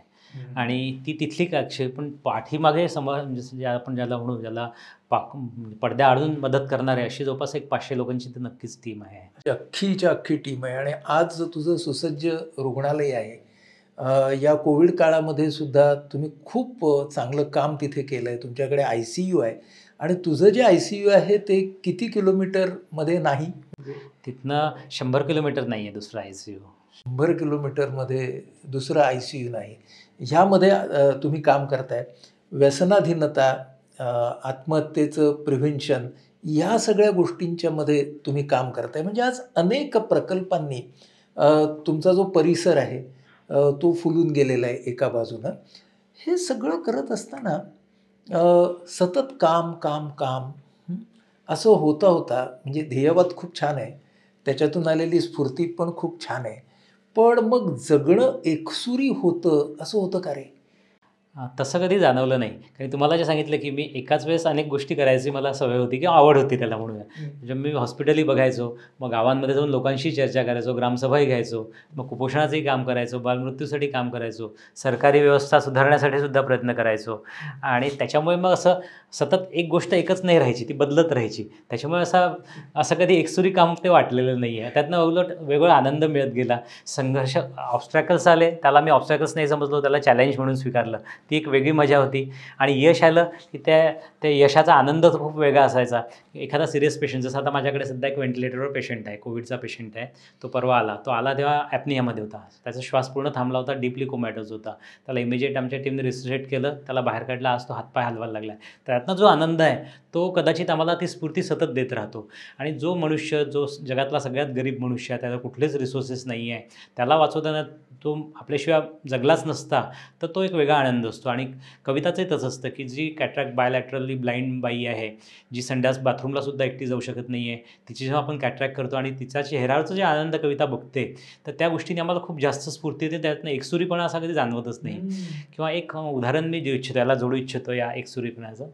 मेळघाटमध्ये काम करताना जेव्हा तिथे कलेक्टर होते एक, जे औरंगाबादचे कमिशनर होते, ते माझ्याकडे एकदा आले आणि ते म्हणाले की डॉक्टर सातव, की आमच्या गव्हर्मेंट हॉस्पिटलला लोकं पेशंट्सना भरती करत नाही. त्यावेळेस पूर्ण वर्षभरात 14 प्रायमरी हेल्थ सेंटर्स आणि रुरल हॉस्पिटल मिळून फक्त काहीतरी 57 मुलं ॲडमिट झाले होते सिव्हिअरली मालनरिश. त्यावेळेस 5,000 सिव्हिअरली मालनरिश मुलं होते. तर तुम्ही त्या मुलांना आणून भरती करा.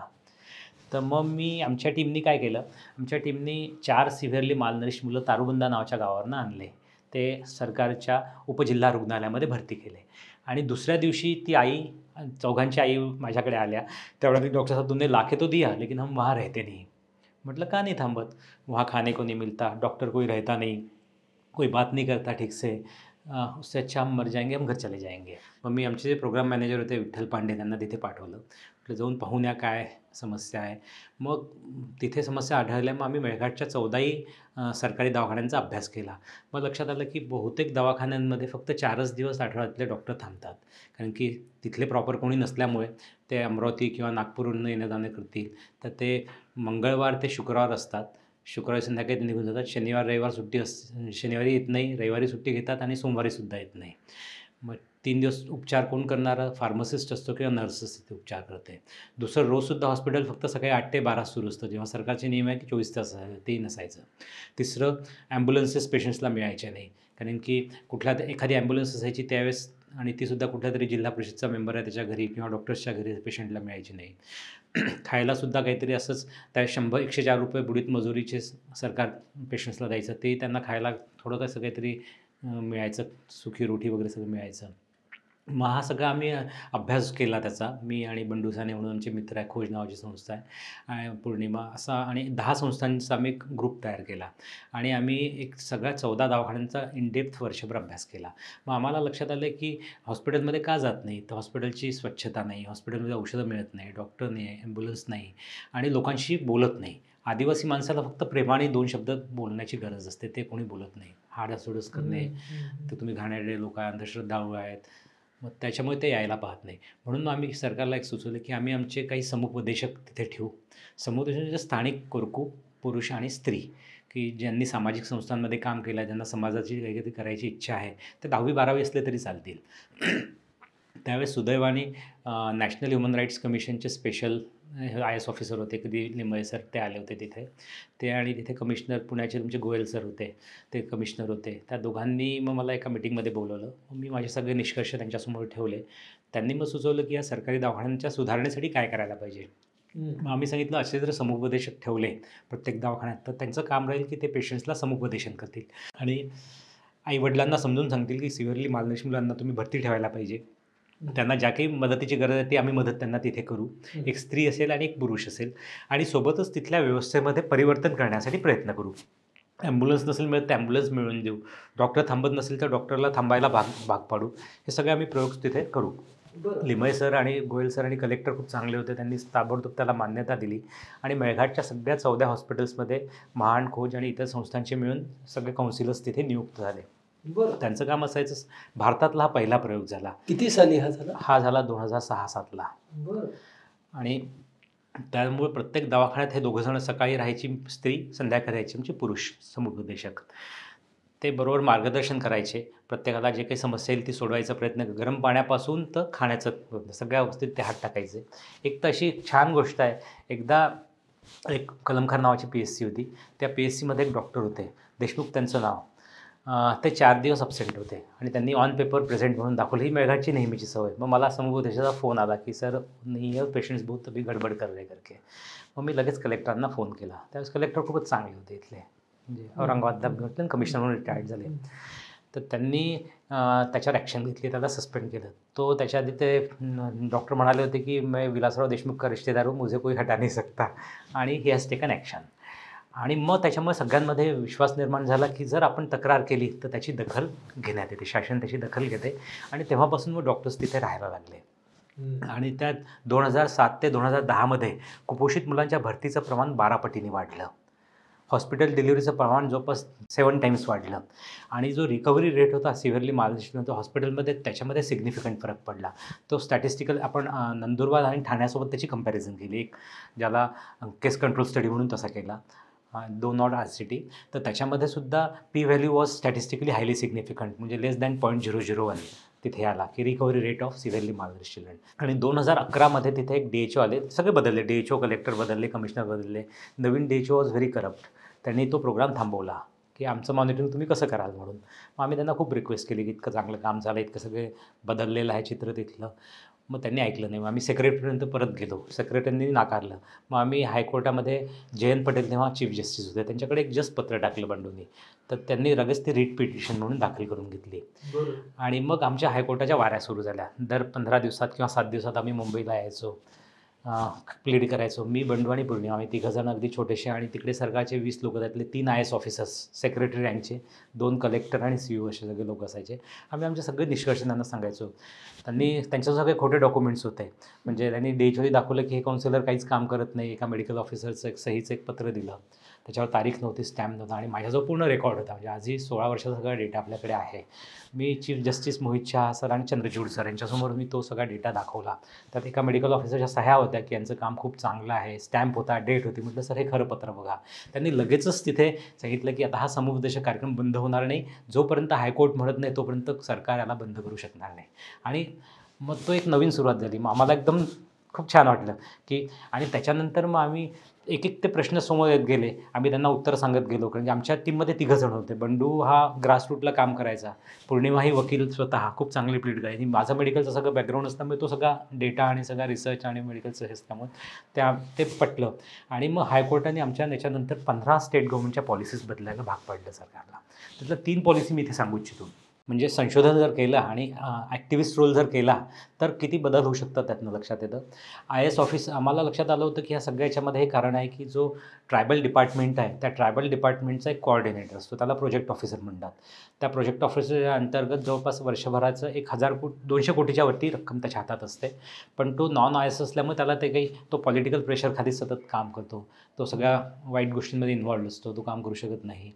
मग तो जर बदलला, त्याच्या जागी जर IAS ऑफिसर जर आले, त्यांची कामाची क्वालिटी सुधारेल. म्हणून आम्ही हायकोर्टात मांडलं आणि दोघांनी जस्टिस लोकांना पटलं. आणि लगेचच त्यांनी ऑर्डर काढली की महाराष्ट्रातल्या सगळ्या आदिवासींमध्ये compulsory IAS officer project officer म्हणून पाहिजे.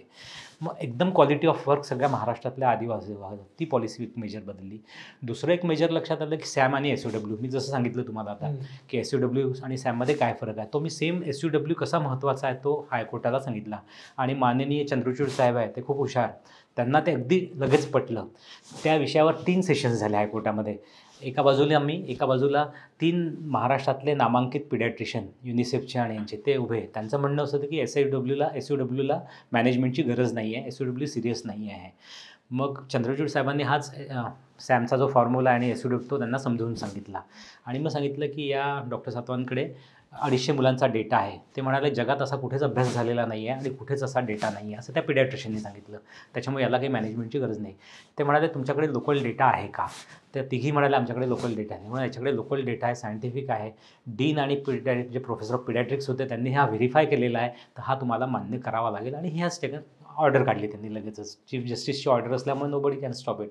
आणि मग महाराष्ट्र हा पहिला स्टेट झाला की जिथे SUWसाठी स्पेशल पॅकेज आलं. आणि त्याच्यामध्ये जवळपास 5 लाख मुलांना महाराष्ट्रातला फायदा आला. म्हणजे मी किती मेहनत मेळघाटमध्ये केली असती तर मी 5 लाख मुलांपर्यंत पोहोचू शकलो नसतो. पण रिसर्च, त्याचा ॲडव्होकसी, ॲक्टिव्हिस्ट रोल आणि पॉलिसीमध्ये चेंज थ्रू हायकोर्ट केला, तर आज 5 लाख रुपये फायदा पडला. तुझ्या सगळ्या कामामध्ये, म्हणजे रुग्णसेवा देत असताना, संशोधन करत असताना, किंवा ही ॲडव्होकसी म्हणजे आपलं काम समाजापर्यंत आणि व्यवस्थेपर्यंत आणत असताना, इनोव्हेशन करावं लागतं. म्हणजे प्रत्येक वेळेला चौकटीच्या बाहेर जाऊन एक मार्ग काढावा लागतो. ते तू खूपच काढलेस, हे आम्हाला आता कळलंच. पण तुला आवडलेली तुझी 2 इनोव्हेशन्स कुठली? मला आवडली 2 इनोव्हेशन्स अशी होती, म्हणजे सगळेच मला आवडायचे, पण त्यातल्यात जास्त सांगतो की जे आपण लोकल थेरॅप्युटिक फूड डिश ह्या ज्या तयार केल्या, मी मगाशी जसं सांगितलं की RUTF वर्सेस लोकल थेरॅप्युटिक फूड, की ज्याच्यामुळे एवढा प्रचंड फरक पडू शकतो की इतका जगातल्या नामांकित संशोधकांनी काढलेला RUTF, त्याच्यामधले आलेले निष्कर्ष, आणि आम्ही 3 लोकांनी केलेलं संशोधन, लोकल लोकांच्या सोबत बसून केलेलं जे काही संशोधन होतं, त्यांनी आलेले निष्कर्ष, याच्यामध्ये जमीन अस्मानाचा फरक होता. म्हणजे आमचे रिझल्ट्स खूप चांगले होते. दुसरं माझं हायपरटेन्शनच्या बाबतीत. कारण सगळ्या जगात हे असं होतं की हायपरटेन्शन हा फक्त अमेरिका किंवा मुंबई, नागपूर अशाच शहरातल्या लोकांचा आजार आहे, हा आदिवासी समाजाचा आजार असू शकतो हा कोणाला कल्पनाच नव्हती. आणि त्याच्यामुळे मग हायपरटेन्शन आणि cardiovascular diseases, this was the second leading cause of mortality in tribals of Melghat. तर हा खूप महत्त्वाचा मला वाटला की याच्यातनं म्हणजे त्यावेळेस जर बघूया आपण 2004 ते 2014 कुठलं कोणाचाही याच्यावर अभ्यास नव्हता. 2014मध्ये मग पहिल्यांदा NFHSमध्ये NINनी स्टडी केला, त्यांना मग हायपरटेन्शन मिळालं. NFHS म्हणजे नॅशनल फॅमिली हेल्थ सर्व्हे जो आहे, बरं, survey, health survey, government of इंडियाचा, मग त्याच्यामध्ये त्याचा समावेश झाला. हां, म्हणजे त्यांनी इंडिपेंडेंटली केला की माझ्या ह्याच्यातनं केला हे मला माहिती नाही, पण त्यांनी केला, मग त्यांना सुद्धा तसेच निष्कर्ष मिळाले. म्हणजे हा एक महत्त्वाचं एक इनोव्हेशन किंवा तुझी भर याच्यामध्ये पडली. हे सगळं काम आता तू म्हणालास तसं 125-150 मंडळी, जवळजवळ 500 ॲक्टिव्ह हितचिंतक, तुम्ही सगळे महानचे वेगवेगळे प्रकल्प, ह्याला आता जवळजवळ 25 वर्ष होतील या सगळ्या प्रवासाला. तर ह्या 25 वर्षामध्ये तू म्हणालास की एकसुरीपणे येत नाही, कारण प्रत्येक अनुभव वेगळा असतो, तो शिकवत जातो, आनंद निर्माण करत जातो. आणि मला वाटतं ही ऊर्जा पुढच्या स्वप्नांनासुद्धा जन्म देते. तर काय काय करावंसं वाटतंय पुढच्या काही वर्षांमध्ये? जसं मी मग सांगितलं की माझी अशी इच्छा आहे की आपण जे करतो ते तेवढ्यापुरती मर्यादित ठेवू नये, ते जास्तीत जास्त लोकांपर्यंत कसं पोहोचता येईल. आणि ते पोचायचं असेल तर ही समस्या भारतातल्या सगळ्या भागात आहे. आपण जर डेटा एक्स्ट्रापोलेट केला तर 4 लाख प्री मॅच्युअर डेथ्स भारतात दरवर्षी आदिवासी भागात होतात आहे. सिव्हिअर माल न्यूट्रिशन नंतर मग आपल्या सर्व्हेनंतर पूर्ण भारतभर असे सर्व्हे झाले, सगळीकडे असंच सिव्हिअर म्हणजे 9%, 10% सिव्हिअर माल न्यूट्रिशन मिळालं आणि SIMSOWमध्ये तर 20% मिळालेलं आहे. तर आता याला उत्तर आपल्याला मिळालेलं आहे मेळघाटच्या अनुभवातनं. तेच, आणि ते रेप्लिकेबल मॉडेल आहे, कारण ते सेफ आहे, ॲक्सेप्टेबल आहे, अचिवेबल आहे, लो कॉस्ट आहे आणि it is possible with local resources आहे. ते आता भारतातल्या सगळ्या आदिवासी भागांमध्ये रेप्लिकेट व्हावं. Either it can be home based child care program किंवा community based management of severe malnutrition किंवा mortality control program for economically productive age group किंवा जो काउन्सिलर प्रोग्राम सरकारी दवाखान्यांच्या सुधारण्यासाठी केलेला आहे. हे 4ही प्रकल्प भारतातल्या सगळ्या आदिवासी भागांमध्ये रेप्लिकेट व्हावे, हे आज पुढचं सगळ्यात प्रमुख स्वप्न आहे. तर त्या दृष्टीने 100 गावांमध्ये त्याचा एक पायलट प्रोजेक्ट करायचा प्लॅन करतो आहे. आणि अजून मोठी स्वप्न काय आहे? दुसरं एक स्वप्न आहे की एक खूप चांगल्या क्वालिटीचं ट्रायबल हेल्थ रिसर्च सेंटर तिथे सुरू करायचं मेळघाटमध्ये. कारण आपण बघतो की महाराष्ट्रात अशा प्रकारचं रिसर्च सेंटर नाही आहे. ICMRचं एक जबलपूरला आहे. तर असं एक खूप ज्याच्यात सगळ्या प्रकारचं संशोधन आरोग्याचं तिथे होईल आणि नवीन दिशा मेळघाटसाठीच नाही तर पूर्ण भारतासाठी मिळतील, हे दुसरं स्वप्न आहे. तिसरं स्वप्न आहे की चाइल्डहुड ब्लाइंडनेसवर काम करायचं. कारण की कविता जेव्हा डोळे तपासायची शाळेतल्या मुलांची, तर एक मुलगा मला एका गावामध्ये एका शाळेत मिळाला की शिक्षक म्हणायचे की याला अभ्यासात हा खूप ढ आहे, याला तुम्ही बघा. तर त्याला 21 नंबरचा चष्मा होता आणि आजपर्यंत कोणालाच त्याची माहिती नव्हती. तर मग नंतर कविताने जवळपास 350 शाळा स्वतः जाऊन तपासल्या. मग लक्षात आलं की मुलांमध्ये ब्लाइंडनेस खूप जास्त आहे. मग त्याच्यासाठी मोठ्या प्रमाणात काम करायचं आणि त्या मुलांचं पूर्ण आयुष्य पुढचे 40 वर्ष, 50 वर्ष, 60 वर्ष आहे, त्यांचं जर ब्लाइंडनेस आपण दूर करू शकलो तर त्यांचं आयुष्य बदलेल. चौथा आहे व्यसनाधीनता. हा फार मोठी समस्या मेळघाट आहे. दारू आहे, तंबाखू आहे, गांजा आहे. आणि मेडिटेशन, मी जवळपास 30 वर्षापासून मेडिटेशन करतो आणि माझ्यामध्ये खूप स्वतःमध्ये फरक पडलेला आहे. मी आजचा असलेला मी आणि आधीचा मी फार टाईप ए पर्सनॅलिटी होतो फार. तर आज मी टाईप बीकडे चाललेलो आहे. मी असं म्हणत नाही झालं आहे पूर्ण, पण तो जो माझ्या जीवनामध्ये जो फरक पडला आहे किंवा मी जो संघर्ष करू शकलो, संशोधन करू शकलो, याच्यात मेडिटेशनचा खूप मोठा रोल राहिला आहे. मला ॲलर्जिक रायनायटिसचा खूप त्रास होता, यातनं खूप फरक पडलेला आहे. तर मला असं वाटतं मला जो काही मेडिटेशनचा फायदा आहे तो समाजापर्यंत जावा. मग समाजामध्ये प्रामुख्याने समस्या असते व्यसनाधीनता समस्या आहे. आणि आपण जे काही जगातले उदाहरणं बघतो त्यात मुक्तांगणचं एक मुख्य काम आहे किंवा तुमचं IPHचं जे काम आहे किंवा तामिळनाडूचं जे काम आहे त्याच्यामध्ये रिकव्हरी रेट हा 40-50% येतो. पण मला असं वाटतं की मेडिटेशनने तो वाढवू शकतो का? कारण की कुठलेही औषध आज मॉडर्न मेडिसिनमध्ये व्यसनाधीनतेसाठी इतकं प्रभावी नाही आहे. तेच, आणि मनाची ठेवण जर बदलू शकलो तर कदाचित त्यातनं होऊ शकेल आणि मेडिटेशनमध्ये त्याचं उत्तर आहे असं मला मनापासून वाटतं. त्याच्यामुळे त्याच्यावर संशोधन करायचं आहे. ओके. नंतर दुसरं एक फार मोठं आहे, ते मला माहिती नाही माझ्या जन्मात होईल नाही होईल, पण ते स्वप्न आहे की ट्रायबल मेडिकल कॉलेज काढायचं. कारण की काय आहे, सगळ्या आदिवासी भागांमध्ये हे समस्या आहे, पण डॉक्टर तिथे पोहोचत नाही आहे. जर ट्रायबल मेडिकल कॉलेज काढलं, तिथल्या डॉक्टरांना कंपल्सरी 5 वर्षाचा बॉन्ड केला किंवा त्यांचं तशा प्रकारची घडणजडण जर केली तर पुढच्या 5 वर्षानंतर भारतातल्या सगळ्या आदिवासी भागांमध्ये डॉक्टर्स मिळतील आणि हे प्रश्न कमी होतील, बालमृत्यू, कुपोषण, माता मृत्यू. तर एवढी सगळी स्वप्न आहेत. म्हणजे मला एक किती छान वाटतंय की स्वप्नांचं एक गाठोडं घेऊन 25 वर्षापूर्वी तुझ्या प्रवासाला सुरुवात झाली आणि इतक्या काळानंतरसुद्धा त्या स्वप्नाच्या गाठोड्यामध्ये भरच पडते आणि स्वप्न बघण्याचा हा स्वभाव मला वाटतं खूप छान आहे आणि त्या स्वभावामुळेच तुला आणि तुझ्या टीमला इतका काळ सातत्याने आणि दर्जेदार काम करता आलं असणार. भारतामधल्या ह्या सगळ्या ज्या आदिवासी आहेत, जे वनवासी आहेत, तर त्यांच्या संदर्भामध्ये मी एक पुस्तक वाचलं होतं. त्याचं नाव आहे सॅव्हेजिंग द सिव्हिलाइज्ड. व्हेरियर आल्विन नावाचे एक अँथ्रोपॉलॉजिस्ट होते आणि त्यांच्यावरती रामचंद्र गुहांनी लिहिलेलं ते पुस्तक आहे. आणि व्हेरियर आल्विन हे गेल्या शतकामध्ये आपल्या भारतात येऊन राहिले आणि आदिवासींसोबत राहिले. त्या पुस्तकाची मला आज तुझ्याशी बोलताना खूप आठवण झाली आणि त्याचं निमित्त असं होतं की त्या गेल्या शतकामध्ये व्हेरियर आल्विन जेव्हा या देशामध्ये आले तेव्हाही तो आदिवासी समाज, त्याच्या समस्या या होत्याच. आज आपण 21व्या शतकामध्ये आहोत आणि तरीसुद्धा त्या समस्या आहेतच. पण जशी समस्या आहे त्याच पद्धतीनं त्याची उत्तरं शोधणाऱ्या माणसांची सुद्धा एक साखळी निर्माण झालेली आहे आणि त्या साखळीतला दुवा म्हणून मी तुझ्याकडे पाहतो. म्हणजे तू म्हणालास तसं तुझे आजोबा आणि ठाकूरदासजी बनून, मग अभयदादा, मग त्यानंतरच्या पिढीतला तू, ही जी साखळी आहे ही समस्येचा प्रादुर्भाव अजूनही आहे, पण उत्तरं शोधणाऱ्यांची साखळीसुद्धा कार्यरत आहे. ही मला वाटतं आमच्यासारख्या मंडळींच्या दृष्टीनं खूप दिलासादायक गोष्ट आहे. आणि म्हणून महान हे एका बाजूने तुझं ॲक्रोनिम आहे, ते जोडलेलं आहे. पण महान हे काम या अर्थानं, युनिक या अर्थानं महान, शास्त्रशुद्ध या अर्थानं महान, प्रभावशाली या अर्थानं महान, अशा पद्धतीने एक महान कामाचा प्रवास हा तुझा चालू आहे आणि तो आज या आपल्या गप्पांच्या मधून आमच्या सगळ्यांच्या समोर आला. आणि आशिषशी गप्पा मारत असताना माझ्या सतत असं लक्षात येत होतं की आपण म्हणतो मन जे असतं त्याच्यामध्ये वैचारिकता असते, विचार, भावनिकता असते, भावना, आणि त्याच्यातून आपलं वर्तन बाहेर येतं. मी थोडासा त्या विचारांमधनं बुद्धी म्हणजे इंटेलिजन्सला थोडा वेगळा काढतो आणि मला आशिष आणि त्याच्या कामातून दिसणारं गणित असं दिसतं आहे की विचार आणि भावना ह्यांची बैठक जर स्थिर असेल तर बुद्धी खूप विविध पद्धतीनं काम करू शकते.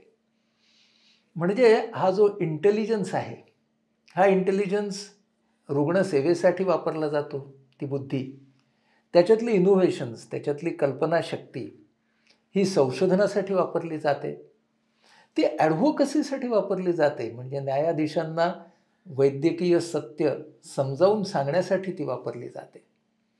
बुद्धीचे हे इतके आविष्कार, ज्याच्यामध्ये टीम बिल्डिंग आहे, ज्याच्यामध्ये हा डेटाबेस तयार करणं आहे, याच्यामध्ये उत्तरं शोधणं आहे, हे सगळे बुद्धीचे आविष्कार गवसतात. ह्याचं कारण विचार आणि भावनांची स्थिरता हे असलं पाहिजे. आशिष म्हणाला की स्थितप्रज्ञ दर्शन विनोबांचं त्याने त्याच्या शालेय जीवनामध्ये वाचलं आणि तिथपासून बहुतेक त्याचा स्वतःचा हा प्रवास सुरू झाला असावा. आणि स्थित यस्य प्रज्ञासा, म्हणजे ज्याची स्थिरता आहे याच्या प्रज्ञाला, आणि प्रज्ञा याचा अर्थच की विचार, भावना, बुद्धी ह्यांची शुद्धता, यांचं एकत्र होणं, यालाच प्रज्ञा असं म्हटलेलं आहे. तर हा जो प्रवास आहे त्याचा स्वतःचा, हा आपल्या सगळ्यांना खूप शिकवून जाणारा प्रवास आहे असं मला वाटतं. या सगळ्याच्या मध्ये त्याने स्वतःला काय पद्धतीने तयार केलं, कसा तो स्थिर स्वतःला ठेवत गेला, तो जेव्हा आपल्याला अतिशय सहजपणे म्हणतो की माझ्यासमोर येणारी आव्हानं, चॅलेंजेस ह्यांचं मी संधीमध्ये रूपांतर केलं. त्यांच्याकडे मी ऑब्स्टॅकल्स म्हणजे अडचणी म्हणून पाहिलं नाही. यासारखं विधान एखादी व्यक्ती ज्या वेळेला अतिशय साधेपणाने आपल्यासमोर करते, तेव्हा त्या व्यक्तीच्या मनाचं सामर्थ्य आपण सगळ्यांनी समजून घेणं फार आवश्यक आहे. समस्यांची यादी तर न संपणारी आहे, पण उत्तरं शोधणाऱ्यांची परंपरा, त्याची साखळीसुद्धा बरोबरीनं आहेच आहे. तुमच्या आणि आमच्या समोरचा महत्त्वाचा प्रश्न आहे, आपण समस्येच्या नावाने फक्त चर्चा करत राहायचं की उत्तरं शोधणाऱ्यांच्या साखळीमध्ये आपापला सहभाग द्यायचा. या विचारासोबत तुम्हा सगळ्यांना सोडून आज या वेदच्या सत्रामध्ये तुमची रजा घेतो. आज आपल्यासोबत इथं आशिष तू आलास आणि खूप छान पद्धतीने गप्पा मारल्यास आणि तुझ्या वाणीचा ओघ, तुझ्या अभ्यासामध्ये असलेली नितळ आत्मीयता ही आमच्यासोबत राहील आणि आम्हाला सर्वांना स्फूर्ती देईल असा विश्वास वाटतो. धन्यवाद. धन्यवाद.